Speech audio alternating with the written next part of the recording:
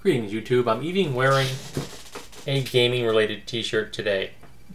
Recently, I did a video about whether or not I thought that there were certain games that would encourage or discourage role-playing, and I felt that they are completely divorced.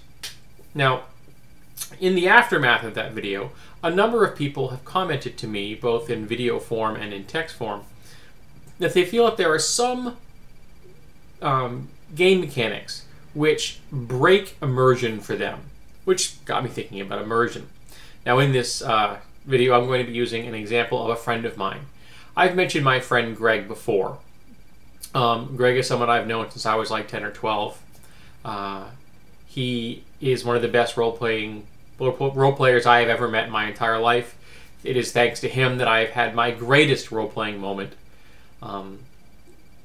And he's probably my best male friend in the world at the moment.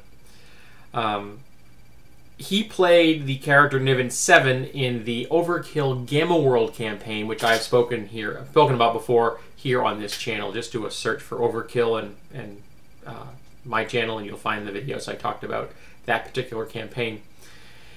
Now, my friend Greg has the body of a god, and that particular god would be Buddha. But he played Niven 7, a super soldier, the ultimate ultramarine, a man so hard he made Diamond look flaccid. Now, while my friend Greg is playing Niven 7, or was in the past, I never for a moment forgot that it was my friend Greg sitting across the room from me playing his avatar, in that particular instance, Niven 7. Greg doesn't look like Niven, doesn't sound like him, in no way, shape, or form makes me physically think of Niven. And yet, when my friend Greg played Niven, he became Niven. He was Niven in every conceivable way.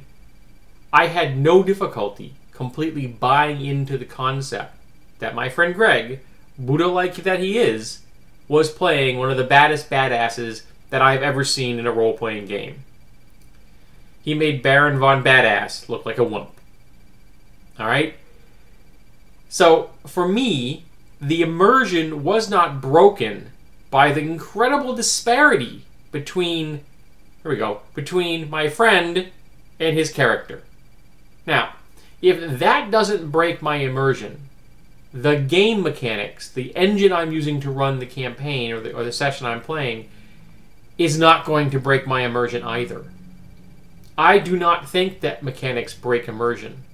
We have rulebooks, dice, notebooks, pencils, drinks, snacks, pizzas, fat guys playing elves, women playing huge hulking knights in shining armor. We have so many things going on in that room that have nothing to do with the game in question. And yet we all ignore those things. Those things just fade away and we pay attention to what's going on in front of us, the game. So for me, the game mechanics do not get in the way. Now, there are game mechanics I don't want to get involved with. Not because they're going to break my immersion, but it's because I have no interest in them. Hero is a good example. 4th edition is another good example. I don't want to play these games. GURPS for supers. I don't think GURPS for supers works. I know people disagree with me. You're entitled to. But I don't like it. It doesn't work for me. It doesn't feel like it meshes. And in those cases, the mechanics are not what I want to run in that particular instance. So that's why I'm not going to have as much fun. Not to mention you couldn't get me to play either Hero or 4th edition. But if I'm playing a game I want to play, the mechanics, whether I'm a player or the GM, are not going to break my immersion. Now, I found it interesting when people said this. And again, it makes me think that I'm not gaming at a very deep level. When Bolt the other day was talking about one of the videos he did, a video response to me on this very topic, and he takes, and a number of other people take, role-playing to the level of philosophy. And I was really impressed with the level they brought it to, the depth they went to in their comments and in the video. I really was. And it's just beyond me. I simply don't go that deep.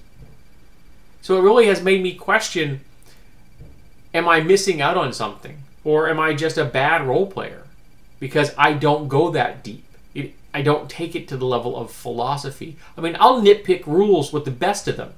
I will argue with you all day long that the spike chain is one of the dumbest things to ever have been invented by any game designer that has ever lived, okay?